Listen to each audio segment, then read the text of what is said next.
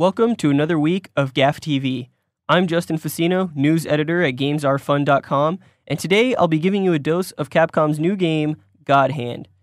Make no mistake, God Hand will serve you. It will kick out your teeth, punch you a couple hundred times, and laugh in your face. Put plainly, this game is hard. Harkening back to the days of the action brawler, God Hand is fairly straightforward about what it wants you to do. Beat the ever-loving crap out of anything and anyone that gets in your way. There is a story here about demons and a pair of arms that contain divine power, and it's all fairly absurd, but in a good way. God Hand has a quirky sense of humor that combines one part Monty Python randomness and another part bizarre storytelling that is unmistakably Japanese. Upon starting the game for the first time, players will be thrown into the role of Gene, God Hand's young protagonist, who it turns out has a penchant for using his fists to solve his problems. The game is broken up into stages, with each stage further divided into short levels that take anywhere between 5 and 15 minutes to complete. Everything here is obvious, with little to no puzzle solving or exploration, except in rare instances. Instead, the focus is on an amazingly deep and engaging combat system. While on the surface, God Hand appears to be a button masher, in fact, it is a very well put together system. You can assign a total of 10 different attacks to the PS2's face buttons. The square button is mainly used for low damage, high speed combo attacks, while X and triangle are best mapped with stronger, slower moves that will deal major damage.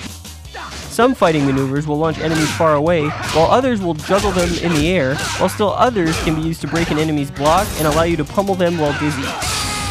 Once you've done enough damage to an enemy without getting hit yourself, the game will allow you to perform a God of War-like QTE strike with the circle button. And this is where the game gets zany. These QTE sequences can be anything from a flurry of punches and kicks to bending the foe over your knee and spanking them at warp speed. In addition to all this, Gene has the ability to perform roulette attacks, which are super-powered special moves that have limited uses. By pressing the R1 button, the action on screen will slow down, and you'll have a limited amount of time to scroll through your roulette wheel and choose the attack you want. Of course, God Hand wouldn't be God Hand without being able to use said extremity. As you deal damage to foes, the orange bar in the bottom of the screen fills up.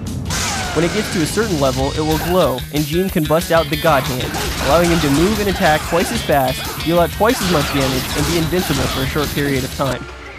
The key to being successful at this game is being able to balance out the uses of your entire repertoire of attack options. Health and power-up items are rather scarce, so choosing the correct type of attack in any given situation is essential to ensure that you don't end up throwing your controller against the wall in frustration.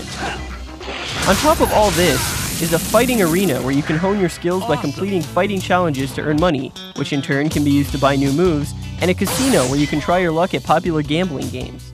Presentation-wise, God Hand is a mixed bag. Character models are all incredibly detailed and textured, especially those of Gene and the main bad guys. However, the level design is very basic with a lack of environmental eye candy. Voice acting is ridiculous and purposely cheesy, but the actors really get into their characters, and all in all, the dialogue adds to the kooky atmosphere of the game. Are you listening? Have fun. Got nothing to do with me. If you're looking for an old-school beat-em-up that's deeper than it initially appears, and a game that will give you a healthy challenge, God Hand will do nicely. It contains Clover Studios' signature gameplay polish and is fun to boot. God Hand gets a rib-shattering recommendation.